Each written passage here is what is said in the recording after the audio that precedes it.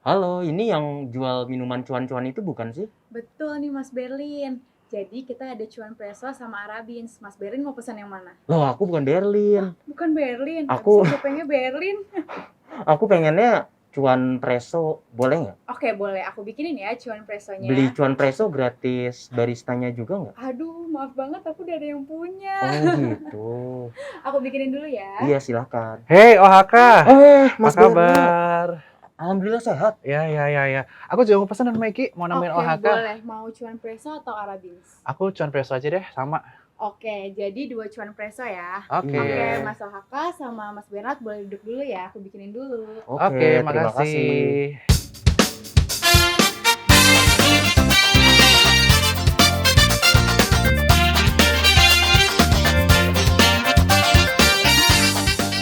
Halo para cuan troopers, apa kabarnya? Mudah-mudahan luar biasa dan selalu cuan. Kembali lagi bersama saya Benados Wijaya di acara Sukor Coffee Talk, di mana kita akan mengupas kehidupan para trader dan juga selebriti di pasar saham, dan tentu saja kita akan mengulik bagaimana strategi investasi atau trading mereka serta kehidupan pribadi mereka. Dan hari ini kita akan mengupas sosok yang sangat kontroversial di bidang keuangan. Siapa lagi kalau bukan OHK atau Overheard Keuangan. Halo Mas Tobi. Halo Mas Bernard, alhamdulillah sehat. Keren banget hari ini, hitam-hitam. Iya dong, sama dengan Mas Bernard. By the way, gue boleh komenin baju lu ini baju mahal-mahal 8 juta kok robek-robek, Mas. Wah, ini karena semangat dan hatiku sedang membara nih karena mau ketemu OHK hari ini. Karena tentu saja banyak yang bisa Aduh. di-spill dari OHK karena kontroversialnya itu udah masuk ke semua influencer. Semua influencer takut sama kamu, Mas. Agak, aku baik kok, Mas. Aslinya baik ya, tapi julid aja ya. Iya. Oke. Nah, kalau OHK sendiri sekarang lagi sibuk ngapain sih? Gue sebenarnya saat ini tuh masih bekerja, Mm-mm. ya kan, di institusi keuangan. Mm-mm. Tetapi lagi mengambil cuti. Oh, cuti Ya berapa kan? lama? Cuti besar. Kenapa? Ya kan? Cuti 3 bulan karena ingin fokus untuk membangun OHK dan Oke. ada juga ingin membuat bisnis. Nah, tetapi bisnisnya ini rada ada konflik of interest Oke. dengan tempat saya bekerja. Makanya ingin ingin fokus dulu, lalu ada rencana untuk cuti. Wow. Tapi Ada rencana untuk resign maksud saya. resign. Iya, Wah, ini betul. tayang nggak apa-apa nih kamu mau nyebut mau resign. Oh, nggak apa-apa. Emang udah ini kok.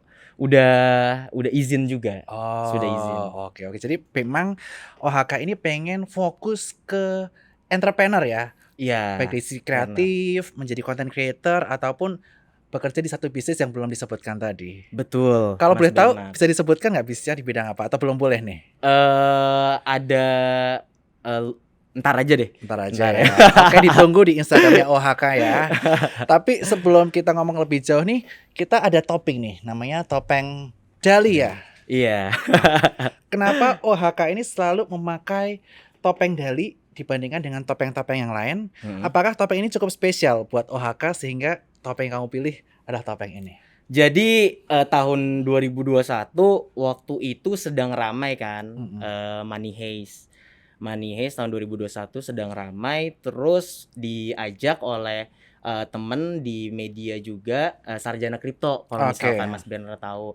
Terus first time ngelihat live-nya Sarjana Kripto, mereka pada pakai topi ini. Oke. Ya kan, terus ya udah saya diajak live ke tempatnya mereka, ya udah sekalian saya beli satu set ini dengan terusannya Oh. kayak gitu. Dan juga kan ada sedikit filosofi lah dari Money Heist itu, maksudnya mereka merampok dari ini orang-orang besar ya kan, terus dibagikan ke retail lah kayak gitu. Jadi ada sedikit pengen tuh saya pengen nggak ngerampok ya, tapi mencoba untuk membantu retail untuk ya sedikit memberikan literasi lah, atau misalkan dengan cara ya spill kayak gitu, biar orang tuh nggak terpengaruh sama, maksudnya newbie yang ada di industri keuangan ini tidak terpengaruh dengan orang-orang atau pihak-pihak atau oknum-oknum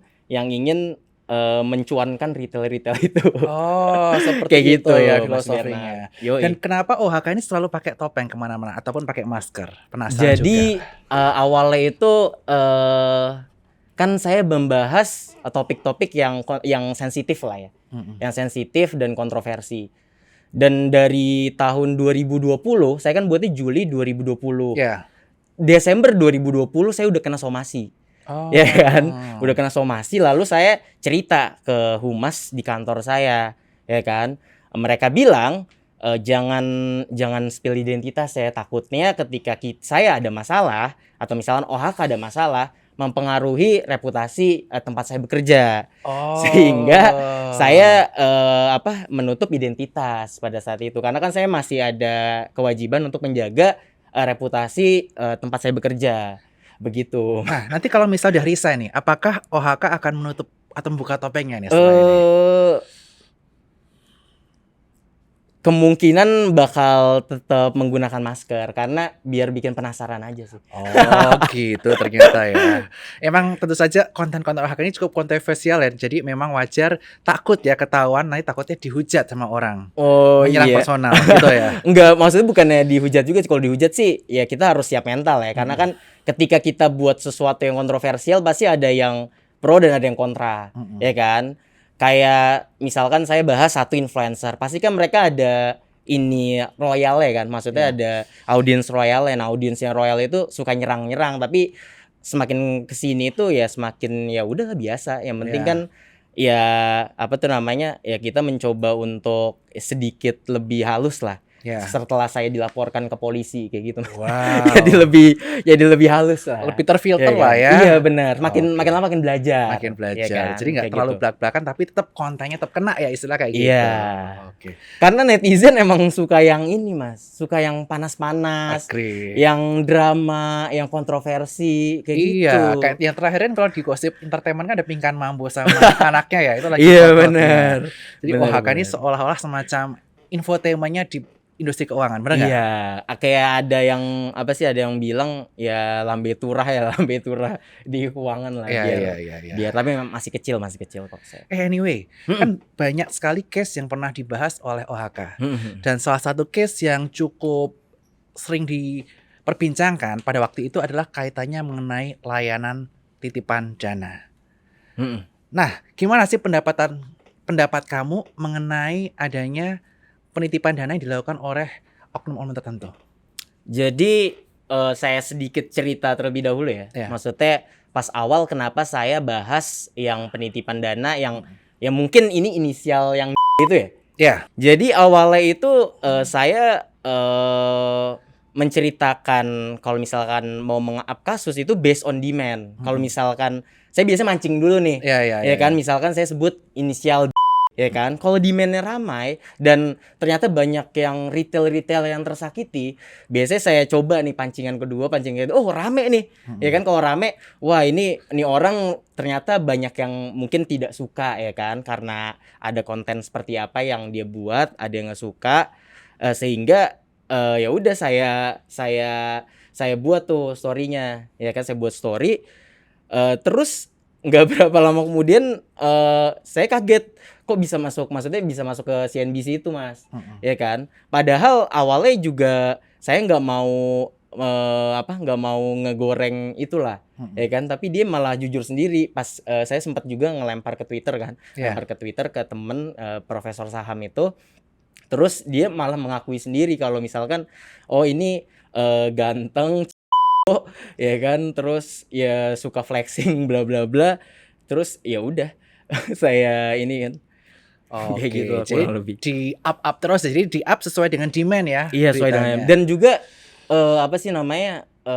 jujur ya, kalau misalkan saya boleh jujur, saya jujur kurang suka dengan orang yang atau misalkan pihak-pihak atau oknum-oknum yang jualan atau misalkan jualan kelas tuh menurut saya sih saya fine aja, karena ya itu ya rezeki ya masing-masing, tapi kadang kan cara-caranya itu loh Mas, ya kan, ada yang caranya flexing lah, ada yang caranya pamer-pamer atau misalkan kayak gimana, itu yang mungkin saya kurang setuju, karena hal tersebut beberapa case itu ada yang bikin FOMO atau iri. Nah, itu kan yang bikin nggak bagus gitu loh, Mas.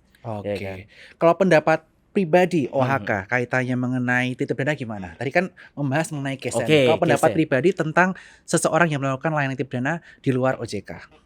Menurut saya sendiri, saya sih kurang setuju ya. Karena kan Ya, sepengetahuan saya, ketika titip dana itu harusnya itu oleh lembaga resmi. Ya kan, betul. pertama lembaga resmi, PT Aset Manajemen lah, memiliki lisensi aset manajemen PT dulu. Ya, Terus yang kedua, at least ya ada berapa WMI-nya barulah ya, melakukan titip dana. Nah, betul. tetapi kalau misalkan yang seperti ini emang marak sih, marak. Dari saya tuh awal invest di saham itu tahun 2018 itu udah marak di Ya, Telegram lah, di WhatsApp lah. Saya sih jujur ya nggak setuju karena maksudnya ya cenderung banyak yang merugikan retail dan tahu sendiri maksudnya kalau retail kalau misalkan untung biasanya diem tapi kalau misalkan rugi koar-koar kayak ya. gitu kan. Jadi lebih baik yang layanan titip dana seperti itu diinin aja lah. Ya Oke. kan, jujur saya kurang setuju. Jadi kita Kurang himbau setuju. Pak Cuan Troopers ya, jangan percaya sama layanan titip dana. Betul sekali. Trade sesuai dengan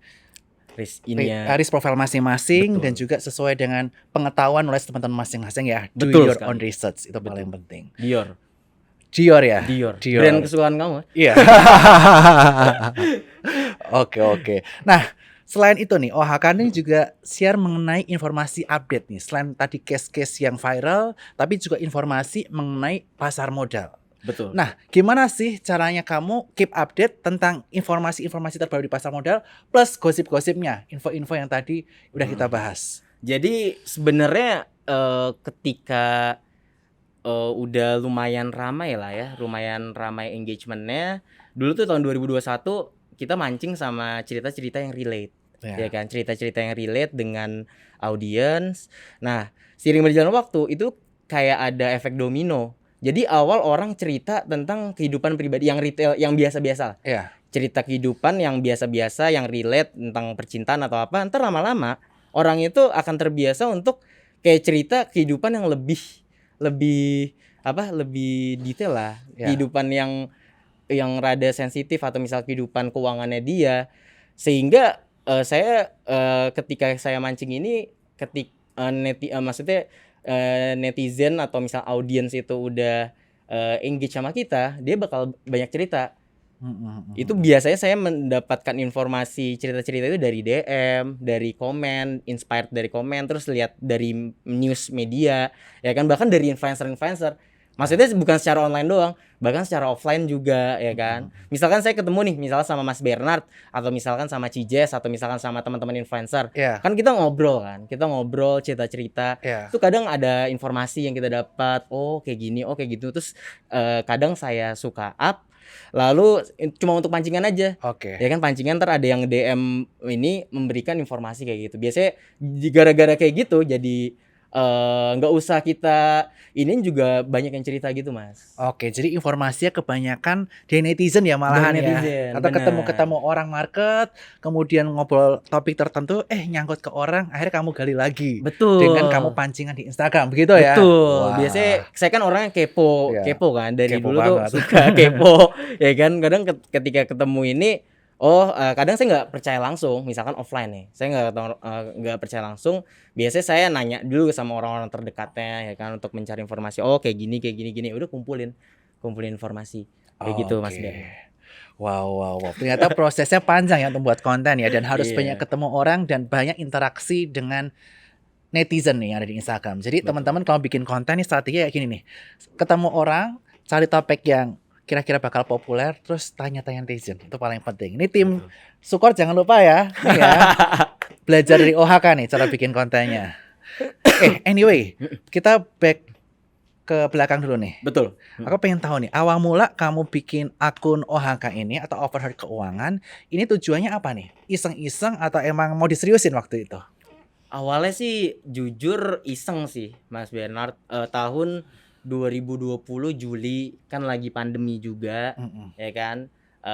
Yang sebelumnya saya work from office, terus jadi WFH, jadinya ada waktu luang lah, lebih senggang waktunya. Ya udah kepikiran ide buat apa sih nih, buat apa nih ya kan yang seru, ya udah coba buat apa sih, tapi sebelumnya bukan di Instagram terlebih dahulu, buat itu di Quora, latihan nulis Quora. Platform Quora. Ya, tahu. Kayak sebulan saya tuh setiap hari nulis. Ya. Kan sebulan tiap hari nulis ya kan, cerita keluh kesah saya pribadi. Kayak dari tahun 2000, saya kan mulai kerja itu 2017 awal, mulai investasi itu 2017 Oktober ya kan. Nulis tuh, maksudnya dari 2017 ada lah pasti pengalaman, sampai 2020 mayoritas instrumen high risk lah. 2017 kripto, 2018 saham, 2019 buat franchise ya kan, F&B. Terus banyak lah pengalaman yang saya rasakan, mulai dari yang untung ada, rugi ada, ya udah tulis dulu di Quora. Terus udah nulis sebulan secara konsisten, nulis ternyata ada lah demand-nya ya kan. Cobalah iseng. Soalnya kan di Quora capek-capek nulis, kagak ada duitnya juga. Engagement-nya tipis kan? Iya benar. Jarang ya pakai Quora. Bener, algoritmanya juga kurang oke. Terus saya coba iseng aja nulis di Instagram. Maksudnya cuma tulisan-tulisan seperti itu, cerita. Terus ternyata ya lumayan rame juga demand-nya. Oke. Kan dulu juga tahun 2020 pertengahan itu ada case juga kan yang inisial itu mungkin Mas Beno tahu ya kan. Dan pada saat 2020, 2021 itu kayak pertumbuhan orang-orang yang invest di saham, invest di kripto, paham tentang maksudnya instrumen-instrumen keuangan, literasi keuangannya jadi juga lumayan ini sih. Saya ngeliat demand-nya, ada nih demand-nya. Lagi jadi momentum juga, Mas. Terus waktu itu sempat pakai IG Ads atau minta tolong follow teman-teman atau gimana nih? Awal followernya bisa banyak. Aku bingung nih, kok bisa sekarang followernya bisa hampir 100.000 atau bahkan lebih ya sekarang ya? Masih 100-an, masih 100.000 ya. Awalnya pertama pasti minta bantuan temen kan, tapi saya nggak yang maksa gitu loh. Padahal aku paksa loh. Follow Sukor ya. Tiap aku ketemu orang aku suruh follow. Oh iya, paksa. Bagus. Kalau saya awalnya ads itu kayaknya nggak terlalu banyak ya. Awalnya nggak terlalu banyak. Dulu tuh enak, Mas. Algoritmanya, aku ngelihat yang algoritma slide carousel itu masuk ke explore Instagram itu pernah aku nembus 1 juta. Tahun 2020 ya. Gila. 1 juta view, likes-nya 50.000. Kalau sekarang udah susah. Sekarang kan Reels kan yang paling nendang. Itu dulu kalau misalkan nyari followers mah ya buat aja cerita. Buat cerita terus yang relate, sehingga kayak orang entah ya, netizen itu kayak suka mouth to mouth gitu. Oh, ini ada gosip ini ada gosip ini nih. Jadinya kayak gitulah. Iya. Gitu. Jadi mouth to mouth, jadi ujungnya di follow, snowball effect. Iya. Waktu COVID lagi orang-orang pada nganggur di rumah, akhirnya pada belajar keuangan sekaligus cari gosip. Dan apa sih namanya? Saya berusaha untuk, maksudnya dulu ya, kayak dari dulu kayak saya nganggap audiens atau netizen itu ya kayak temen. Ya kan, misalkan dia komen sesimpel kayak komen, nge-reply, biasanya at least ya dulu saya niat banget, maksudnya saya bales, saya reply juga, terus saya like lah minimal. Kalau misalkan ada komen saya like gitu doang, kan simple kan. Tapi hal yang kecil kayak gitu bikin kayak snowball effect, jadi sering engage ke kita. Dari engage cerita panjang ke kita. Iya. Kayak gitu, Mas. Wow, luar biasa banget ya. Anyway nih, kamu lah. penasaran nih. Aku pengen tahu nih, akun Instagram Overheard Keuangan. Biasanya kalau bikin akun Instagram tuh pasti ada inspirasi ya, dari luar negeri akun Instagram apa, betul. dari lokal inspirasinya misalnya dari inisial J misalnya. Kalau kamu ada inspirasi nggak akun-akun keuangan atau akun di luar negeri sana yang jadi inspirasi kamu, akhirnya kamu bikin OHK? Inspirasi itu dulu sih sebenarnya kalau boleh jujur, ya saya ngambil CFP juga gara-gara, maksudnya bukan cuma Instagram, tapi ngambil ada ketertarikan sama industri keuangan lebih dalam itu ya gara-gara akun J itu. Kalau boleh jujur ya, 2019 sama J ya berarti. Iya, J. Sampai saya juga ngambil Certified Financial Planner juga inspired dari keren nih kayaknya. Si Mas A itu ya? Iya, bukan Mas A sih, tapi lebih ke J-nya, akun J-nya. Ya kan, inspired sama itu. Terus juga inspired sama teman-temannya Get Rich ya kan. Get Rich si Koken ya kan, sama Investor Muda juga saya dulu sempat ikut kan. Oke. Investor Muda 2018 tuh ikut Investor Muda. Wow, Kayak luar gitu. biasa Pak. Jadi emang salah satu yang menjadi inspirasi J, Get Rich dan juga Investor Muda. Betul. Oke. Halo Mas Bernard, Mas Wahaka. Jadi Halo. kita akan masuk ke sesi games. Oke. Aku bacain dulu ya rulesnya. Jadi games ini adalah pernah atau tidak pernah. Jadi nanti akan aku kasih ini Oke. pernah tidak pernah. Nanti tinggal peserta itu harus menjawab pernah atau tidak pernah pada statement yang akan disebutkan oleh aku. Lalu nanti kalau misalnya pernah atau tidak pernah harus menjelaskan alasannya kenapa pernah, kenapa tidak pernah. Seperti itu ya. Nanti seperti biasa untuk peserta yang kalah wajib memposting Instagram story saya mengaku kalah dari misalnya Mas Waka yang kalah, mengaku kalah dari Mas Bernard, begitupun sebaliknya. Oke. Oke. Siap ya? Pernah atau tidak pernah kesal dengan financial influencer yang pernah bekerja sama? Oh, nggak 1, pernah 2, 3. Nggak pernah. Aku selalu berhubungan baik dengan semua influencer. Iya, nggak pernah. Oke deh, karena kalau tidak pernah kita lanjut ke pertanyaan selanjutnya. Pertanyaan kedua, pernah atau tidak pernah diam-diam ngejudge teman sendiri FOMO di depan, tapi di depan dia mendukung? 1, 2, 3. Nggak pernah. Tidak pernah lah. I always Nggak walk the pernah talk. lah. Nih, harus jujur ya. Oh iya ya. Kalau nggak jujur ada hukumannya juga. Oh iya. I always walk the talk. Iya, Oke, pertanyaan ketiga. Pernah atau tidak pernah pinjam uang orang dan belum dibalikin? 1, 2, 3. Tidak pernah Nggak dong. pernah dong. Aku paling malas Nggak ngutang. pernah lah. Ada Oke. hutang budi. Oke, pertanyaan keempat. Pernah atau tidak pernah spend money puluhan juta untuk baju atau sepatu? 1, 2, 3. Tidak pernah lah. Oke, karena dua-duanya pernah, dua-duanya harus pil barang apa saja yang pernah di-spend puluhan juta. Oke, mulai dari Mas Ohaka. Jaket Berapa harganya? paling mahal. Jaket apa dan berapa harganya? Oh, sebut brand nggak apa-apa nih? Oh iya, nggak apa-apa. Nggak sampai, maksudnya kalau akumulasi inisialnya MD lah. Jadi MD. jaket terus sama ya sepatu inisialnya B, ya kan. Berapa harganya? Ya Jaketnya? ada beberapa sih. Yang Total paling kayaknya mahal? kayak 20-an lah, 20. 20 untuk jaket, untuk sepatu yang paling mahal? Kalau sepatu 7 koma ya. 7 koma. Tapi ada diskon tuh anangnya. Saya selalu buy on weakness. Ya. Oke. Ketika ada diskon baru beli. Ya Oke. kan? Sama-sama. Harus buy on weakness. Ya kan? Baik, oke, untuk Mas Bernard, kira-kira pernah beli sepatu atau baju apa nih yang sampai puluhan Pernah juta? dong. Pernah. Barang paling mahal apa? Ini contohnya nih sepatu nih. Waduh. Oke. Waduh. Berapa harga Loropiano ya? spill sepatunya? Ini beli di Paris waktu itu. Ngeri Di kali. Paris. Berapa harganya? Tapi lagi kan ada tax refund kok di sana. Iya. Totalnya? Sebelum tax refund 20 lah. Sebelum 20. Untuk baju, Aku baju paling mahal yang pernah dibeli. waktu itu. Oh, Iya, tahu. kan? Itu mahal tuh. 18 Berapa? ya? Itu 40-ish. Wow, ya. Oke. Ngeri. Karena dua-duanya sudah jawab dan jujur, dua-duanya dapat poin juga. Waduh, Oke. parah nih. Oke, kita lanjut ke pertanyaan selanjutnya. Pernah atau tidak pernah spill rahasia orang secara diam-diam? 1, 2, 3. Oh, Tidak pernah jelas dong. lah. Oh, aku nggak ember kok.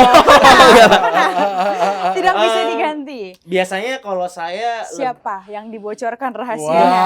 kalau saya biasanya lebih baik minta maaf daripada minta izin. Mm-mm. Ya kan biasanya saya up dulu baru minta izin Baru kayak minta gitu. izin. Kayak Terus kemarin kalau misalnya pernah sama aku kan? yang mana? Waktu aku ulang tahun lagi gila. Aduh. Terus sampai ada temen daerah inisial kayak dia orangnya Mas Bernard orangnya humble banget loh, baik.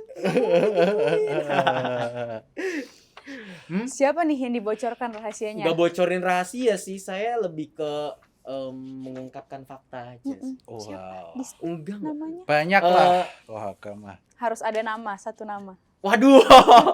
Kalau temen nggak ada ya. Nggak ada. Kalau temen nggak Sekedar ada. kenal, Tapi sekedar kalau kenal. Kenalan. Acquaintance yang sekedar kenal. Tahu sama tahu. Ada dong. Oke, karena Bernard aja, Bernard. Ya udah biar Renat aja deh, biar aman ya, biar Renat aja. Gampang. Oke, kita masuk ke pertanyaan selanjutnya. Pernah atau tidak pernah makan sesuatu yang seharusnya tidak dimakan? 1, 2, 3. Pernah dua-duanya. Oke, dari Mas Bernard dulu. Apa?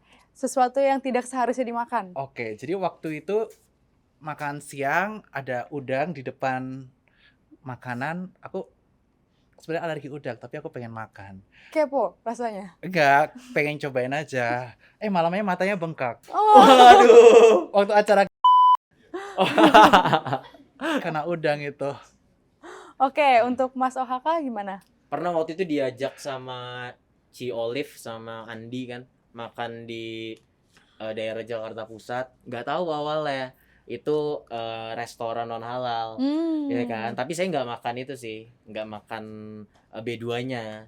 Tapi tetap aja kan, maksudnya kalau ke tempat makanan yang non halal biasanya ada apa? Meskipun saya makan ayam ya, tapi biasanya ada ingredient yang itulah Yang non kayak gitu yang halal. non halal. Tapi ya udahlah makan aja. Oke. Ini pertanyaan terakhir ya. Pernah atau tidak pernah menganggap diri sendiri lebih baik dari orang lain? 1, 2, 3. Oh pernah lah, Pernah dong. pernah. Kalau Manusiawi kan? Lebih baik dari siapa harus sebut nama. Waduh. Waduh. Susah Ya, mulai banget. dari Mas OHK dulu nih. Kayaknya banyak nih. Kagak juga. Entah ya. Inisial aja lah ya. Waduh, nggak boleh. Boleh diganti aja nih udah pernah. Gak boleh Nggak dong. Aduh, berat boleh. banget ini. Karena Siapa tidak ya? bisa menyebutkan. Oh, lebih baik dari orang tua aja ya. Sombong kan itu. Wah. Waduh, maksudnya ya nggak lebih baik dari orang tua, tapi orang lebih tua dari kita. Kayak gitu. Misalkan atasan Sebut nama atau dong. apa. Sebut nama. Kalau nggak harus Waduh, berat pilih. banget. 1, Udah pilih. 2, Udah 3. pilih. Oke, pilih. Nyerah nggak kuat gua. Waduh. Yang mana? Nah, yang ini aja. Yang ini. Ini apa? Oh iya. Harus dicobain dulu diminum. Saya minum. Diminum. Apa itu? Robusta kopi. Kopi. Wow. Dapatnya kopi berarti. Kenapa yang gue dapetnya kopi? Oh. Oke, kalau Mas Bernard gimana? Suaraku lebih bagus nih daripada Natania Audrey. Natania. Aku bisa nyanyi soalnya. Oke. Waduh, boleh kan? Boleh. Tuh, jago kan? Waduh. Udah nggak bisa berkata-kata gue. Oke, berdasarkan games yang sudah ada, berarti games ini dimenangkan oleh Mas OHK. Kenapa gue menang? Karena sudah jujur dan saat tidak jujur mau meminum Oh, minuman iya. dan dapatnya kopi. Oh iya. Kalau dapatnya Terima kecap kasih. asin kalah. Oh gitu. Wah, Baru selamat ya. Iya, berarti nanti Mas Bernard harus posting Ternyata saya kamu mengaku yang kalah menang. dari Overheard Keuangan. terima kasih loh, gamesnya Iya, seru juga ya. sama-sama. Ya. Sampai mulut gue pegel. Nah, OHK. Kalau aku nih pertama kali terjun di pasar saham tuh, aku ikut trainingnya atau ikut kelasnya kan Miss Ellen May. Kalau Oke. kamu kan tadi kan J, investor muda Get Rich. Dan Ellen May juga menjadi salah satu sosok idola dari aku. Wih. Nah, mantap, kalau mantap. dari OHK sendiri nih, sosok yang paling kamu idolakan di pasar modal baik Indonesia atau luar negeri itu siapa? yang luar negeri, Luar yang negeri boleh, ya, lokal juga boleh yang menjadi inspirasi jujur kamu. kalau misalkan kakek Warren Buffett kan terlalu inilah ya, udah semuanya udah ini. Kalau Nggak tahu. jujur aku sih gua lebih suka sama George Soros. Wow, kenapa George George Soros? Ini yang kontroversial semua nih, yang bikin krisis Indonesia kan waktu itu katanya. Iya, Kenapa? entah ya. Karena waktu itu suka baca kan belajar dulu pelajaran accounting ya kan, accounting, belajar juga finance, terus sempat baca tuh di buku manajemen keuangan atau apa ya. Itu ya kisah George Soros ya kan. Ngelihat George Soros saya juga cek di Google tentang sejarahnya George Soros. Menariknya itu karena dia itu bisa membuat kayak bukan yang ngebangkrutin ya, tapi aktivitas transaksi keuangannya dia bisa menyebabkan satu bahkan beberapa negara di Asia Tenggara itu mengalami krisis. Kolaps ya Kak waktu Iya, itu tahun kolaps. Jadi 1998. dengan apa sih? Dengan uang, maksudnya dengan uang atau misalkan dengan apa yang dia lakukan di industri keuangan, dia bisa punya pengaruh yang sedemikian rupa kayak gitu loh. Wow. Ya kan kayak gitu. Jadi OHK ini ceritanya pengen menjadi orang yang berpengaruh juga dan bisa mengguncang market nih kayaknya dilihat-lihat. Enggak juga sih, tapi kan maksudnya inspired hebat aja. Hebat, Maksudnya ya. menurut saya George Soros hebat. Maksudnya Yes. dengan apa? Dengan kuat dengan apa? Dengan hedge fund-nya dia Yes. bisa ngebuat negara seperti itu. Oke, Kayak jadi gitu. istilahnya kagum dan kecerdasan, Betul. kemudian kagum dengan banyaknya uang yang dia miliki dan juga Mm-mm. pengaruhnya ya Iya. kepada berbagai betul. negara termasuk Thailand, Indonesia yang waktu beberapa. itu krisis di tahun Iya, 1998. Betul sekali. Nah, tapi tentu saja sekarang udah beda ya, tahun 1998 sampai 2023 ini GDP Indonesia dan Thailand juga udah bertumbuh signifikan. Betul Sehingga sekali. pasti kita udah gampang digoncang lah kayak tahun 98 lalu. Betul. OHK. Mm-mm. Sekarang kita beranjak ke kaitannya mengenai finansial literasi di Indonesia. Pandangan kamu mengenai finansial literasi dan juga inklusi di Indonesia itu seperti apa?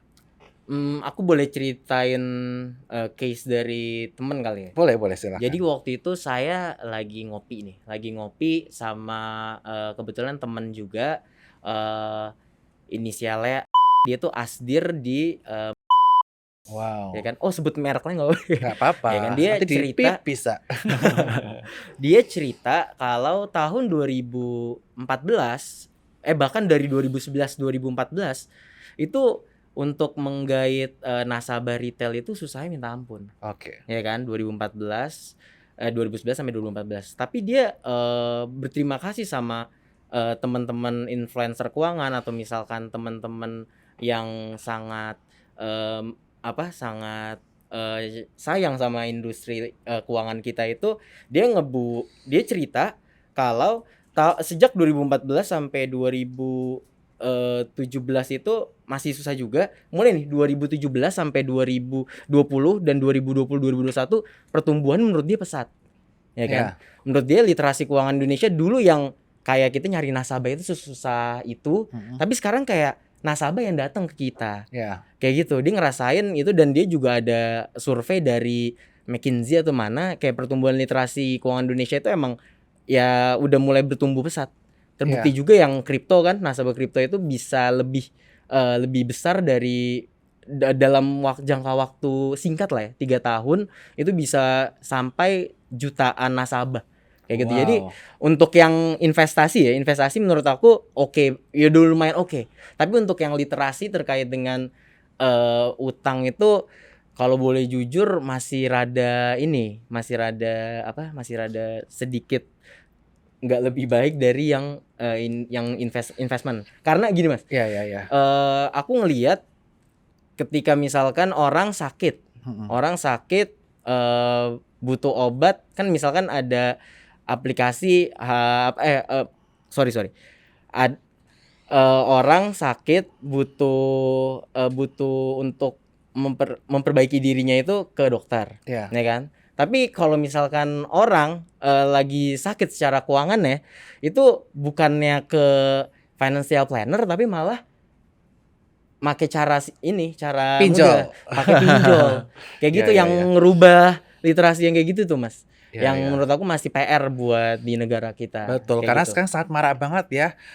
Iklan-iklannya pinjol di berbagai e-commerce, pay letter dan sebagainya, bahkan menjadi racun ya sebenarnya buat anak-anak sekarang.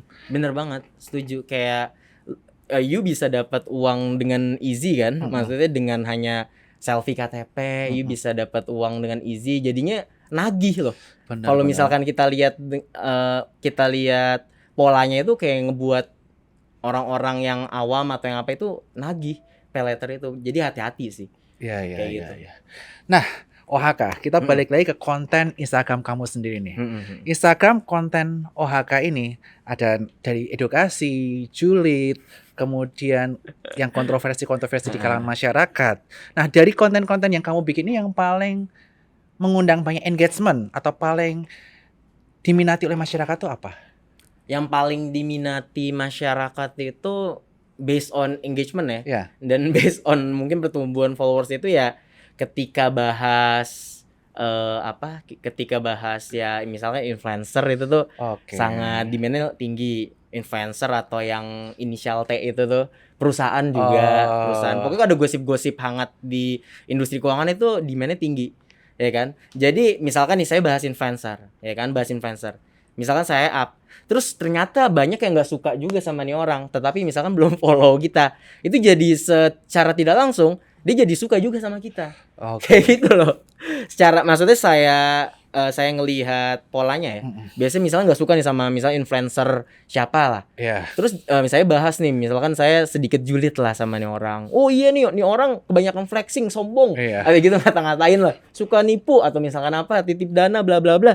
Jadinya orang yang nggak suka sama dia kayak jadi ini ke kita juga, engage ke kita. Oh. Kayak gitu loh. Jadinya dapat masa dari situ. Dan pasti yang konten-konten yang panas, yang kontroversial, yang di luar Nurul lah. Iya, Mas iya, di luar iya, Nurul nggak habis Fikri itu laku sih Mas.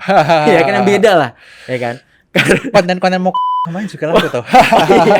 Oh iya maksudnya, oh iya. Ya, kayak gitu. Konten terkait dengan percintaan di mix dengan keuangan itu juga menurut saya juga cukup laku. Iya. Cukup laku loh, Ya. karena entah ya orang Indonesia banyak yang entah jomblo atau susah nyari pasangan di mix sama keuangan itu laku. Iya. Kalau saya Oke. melihat polanya kayak gitu Mas.